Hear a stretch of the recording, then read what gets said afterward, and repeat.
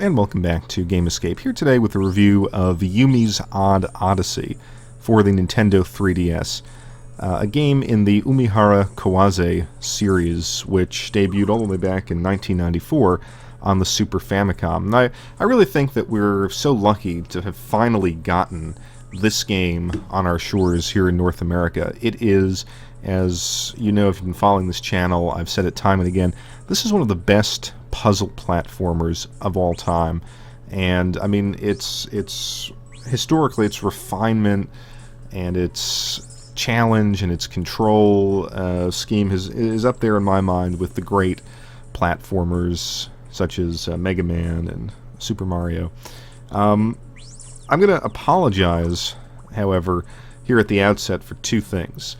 First, the image quality. You'll notice that the image will shake a little bit when I record 3DS reviews. I use a little stand, and this game really requires you to hit the L and R triggers a lot more frequently than other games. So when I did that, I kind of moved the stand a little bit, so I do apologize for that. You will only see levels 1 through 3 in this review, and I'll explain the reason for that a little bit later. So, if you see the same things repeating, it's not because I didn't move through the game. I mean, I've played this game for quite some time now, so I'll explain why I only stuck to recording levels 1 through 3. So just a little bit of the history of the franchise. It's really a cult classic game, and your objective has always been to sort of move through these dreamlike landscapes littered with objects from everyday life in Japan. You'll see chopsticks, you'll see crayons, you'll see vegetables, traffic cones, mailboxes, and things like that. And the objective is to use your fishing lure to move your character around the screen and execute jumps and to sort of rappel down these large platforms. And in each level, you'll have one or more doors, and it's sort of your ability to find all the doors in the level, and it's kind of like a choose your path sort of game. You can go for the easy door, you could go for a door that's a little bit harder to get through, and basically your path through the game will branch and ultimately open up more levels. It requires some very, very precise control. You'll have to master swinging, rappelling, and really precise jumps. And so the challenge of the game has always been to practice and die and practice again and finally sort of memorize each level and go through the game. So that having been said, this should be a celebratory moment. We finally have this game, and people who missed out on it for the last 20 years can experience what a truly wonderful and fascinating game this is. However, I can't praise it completely, and as much as I would like to gush about it and give it unabashed praise, there are a couple of problems with it, which we'll get to in a minute. I just want to stick to how this game kind of updated that formula that I just explained to you. Basically, in the past, there were no lives and no continues, so you really had to memorize each level. Now they have a save system. You just sort of unlock the levels as you go through the game. The problem here, and this is what I mentioned at the beginning of the review, the reason why I'm only showing you levels 1 through 3 is that this game is incredibly short if you choose the most obvious path through the levels. And if you haven't played the game before, that's the path you will choose. The game gives you a series of hints in each stage, and the hints will sort of reflect the move that you'll have to perform with the lure. And so if you follow those directions and you make it through the stage as instructed, you will get to the end of this game with incredible speed. So fast, in fact, that if I were to show you anything beyond levels 1 through 3, I would actually be spoiling a good bit of the game for you. Now, maybe I'm saying that because I've played almost all the games in this series, and so I moved through it maybe a little bit faster than someone would if they didn't have that level of experience, but I kind of believe that if you are an avid gamer and if you master the controls as they're described, you will get through this game very quickly. Unlike other games in the series, you can play as 2 additional characters. Usually you play as Yumi, but they've added these 2 additional characters, and each has a skill that makes the game a little bit easier. For example, one of the characters can actually set checkpoints in a level so that if you die, you'll restart at the checkpoint. It's very useful. The other is capable of slowing time, and you're able to, when you slow down time, you can really precisely cast your lure in a way that the other characters can't. So that plus online leaderboards, it should make this, an up-to-date, refreshed, excellent version of a game that was already terrific.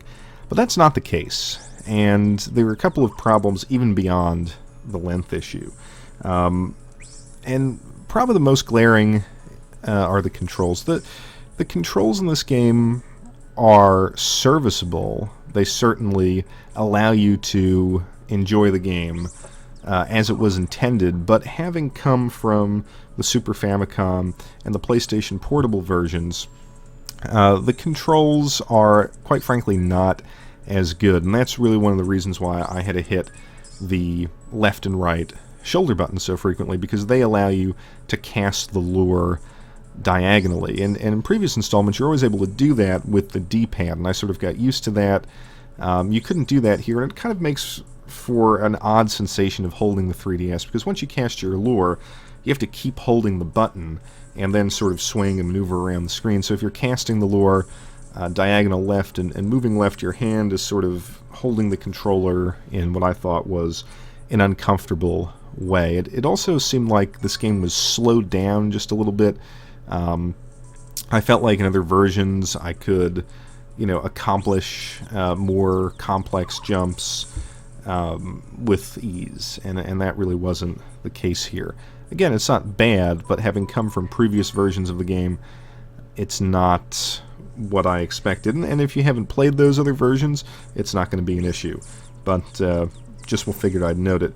The difficulty here, the difficulty of this game, partly because of the controls, but also partly because of the level design, is really beyond a lot of the other games, and to the point that it might be frustrating.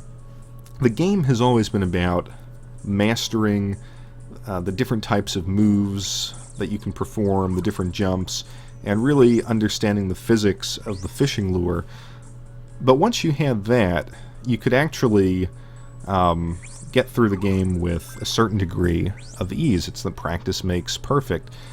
So traditionally, they would give you, at the beginning of the level, they would give you a little animation of Yumi and just show you what you had to do. No text, you'd go in and you'd practice that move, and you'd see where in the level you'd have to use it, and you'd move on. Here, well, first of all, sadly, they've done away with the sort of non-text tutorial. They actually give you a text set of instructions. That having been said, in this game, some of the jumps, particularly as you move off the beaten path, are so difficult, and precision, the precision required is beyond just the precision needed to pull off the move. The platforms are just high enough that you have to do it with, I'm not going to say godlike skill, but with really incredible skill. And it's interesting, they give you in addition to the sort of text tutorial telling you what you have to do, they will actually, you can click on tutorial in the menu system, and you can actually see a recording of how the level is meant to be played, and as you do that, you can see that it's not just about mastering the lure physics, but it's also about the actual pixels of where you're standing on the screen. That might appeal to some people, and certainly to the hardcore gamer, but there is a certain level of frustration that comes about that I think will put some people off. And then as far as other issues, you have, I think the menu system could be a little bit better. It seems like, it just takes too many button presses to get back into the level. So, again, these are to a certain degree, minor issues, but the frustration and the lack of refinement in the controls as compared to previous series will be an issue. Now, some people might say, that I'm telling you that I thought that it was easier to play on the PSP and the Super Famicom version. Now, the Super Famicom version I still think is the definitive version. Some people will say, boy, it's really, really difficult. Enemies sort of respawn all over the map. And, I mean, the frustration level makes it very difficult to play. Yeah, that's true, but the control scheme in that game was so tight. Others will tell you that the PSP version was the absolute worst version because the physics of the lore were buggy and off. I never ran into that. And what I did was I tested myself. I said, well, boy, this game's difficult, and I'm having some issues with the controls. Let me go back and play the PSP version, play the SNES version. So what I'm telling you here, these comparisons, this is not just hindsight. I mean, these are fresh comparisons as I played all three versions. So it's difficult to recommend. It's a tough game to say, hey, you need to go out and buy this ASAP. I want to say it because at its core, this is still that great platforming game that I fell in love with all those years ago, and I think that will appeal to anyone really who grew up in the 8 and 16-bit eras. However, I think it's also tough to recommend because it's expensive. It's on sale now for $20. It used to be $30. And I think it's one of those games where, here I am gushing about it, telling you that it's one of the best platformers of all time, and you might get your hands on it and say, wow, it's short, it's frustrating, it's not at all what I expected. And I would hate to have you feel that you wasted $20 or $30 based on my recommendation. So what I'll say is this. If it looks interesting, if you want to experience this type of gameplay, if you want to get used to the game, play the emulator of the Super Famicom version. It's a little expensive if you want to buy it on eBay, plus you need a Super Famicom, although I guess you could play it on the Retron 5. But, at least play the emulator, get used to what the game is about. And if that's appealing to you, then pick this up. But, again, I will say that in some way, shape, or form, everyone should experience this series.